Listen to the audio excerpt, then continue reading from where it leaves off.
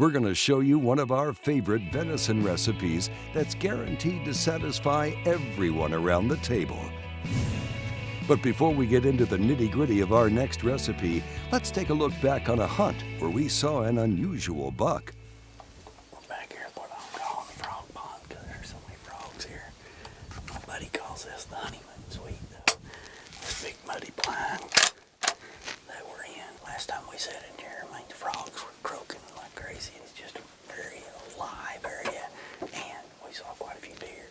You know, I'm hunting with the Thompson Center compass. Basically, this is the second generation. You can see right there on the side of it in a 6.5 Creedmoor. Been shooting it down on the range, and it's been phenomenal. Some of the cool new changes are this trigger right here. You basically need 3-4 pounds of pressure to get that trigger to fire. It's a firearm that just performs great at a price point that doesn't break the bank.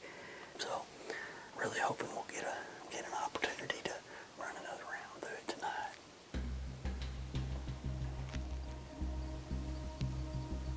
Wow, check that out. I mean, it is way into October. He's still in development. That's such a unique deal. Yeah, it's a deer we're gonna have to definitely do.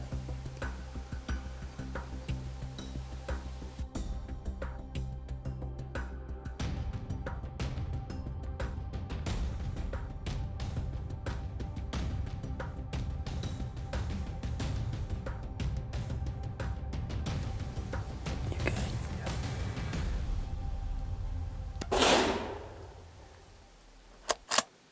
We smoked that deer right there. I mean, the compass does it again. How cool is that? We have sat here quite some time, and we've seen quite a few really cool deer coming through here, this little pond. And I mean, every time we've sat here, we've seen a lot of really good deer, you know, young deer getting around, moving around, doing all kinds of different things. I mean, this has been one of the coolest spots to sit just because of everything we've seen. God, what a neat deer. Still in velvet, late in the year. I mean, it tells you he's just some sort of a stag. And like I said, that can be a testosterone issue. It can be from birth. I mean, there's lots of scenarios. And I mean, you can tell it's still in full velvet. It's not growing, it's not alive anymore, and they'll be like this. I mean, they could be, you know, like I said, no testosterone or anything. It's just a unique trophy. It's so neat to touch. I'll have him put up on the wall just like that. Just a neat trophy. And not only that, we're gonna fill the freezer up with this one. Congrats, Wade. Now it's time to bring this unique buck in from the field and onto the table. Venison is one of the most popular wild game recipes you're going to find out there, and there's a multitude of ways to be able to prepare it.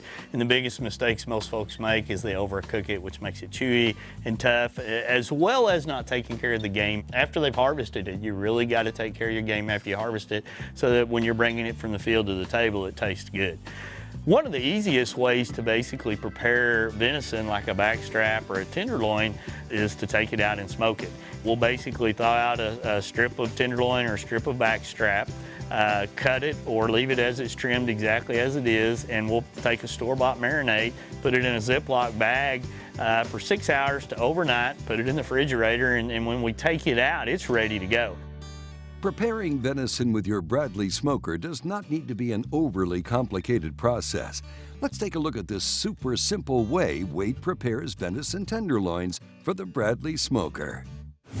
One of the most exciting things for people when they're entertaining is being able to put out a little hors d'oeuvre dish. And one of the ways that I like to do it is actually smoke some venison. And that's what we're gonna do right here today. And all I'll do is soak mine in a Ziploc bag. And when it comes time to start the smoking process, I'll just prepare it like this. And I leave it whole for the basics of what we're gonna do right now, because once we take it out, I'm gonna trim it up and I'll put it on the plate with the cheese. So it's, once again, like I said, it's very simple. And I'll use these Bradley Smoker Magic Mats, which are easy to clean up. These mats don't stick. Once I'm done smoking it, I just pull my rack right out of the smoker. And I actually will trim mine up very small because they're gonna be so much of a favorite that they'll be gone lickety-spit, and the rest of the guys that are coming in later, they won't get any. So cut them small, mix them up with some cheese and crackers, and they will absolutely be loved. Let's put this in the smoker.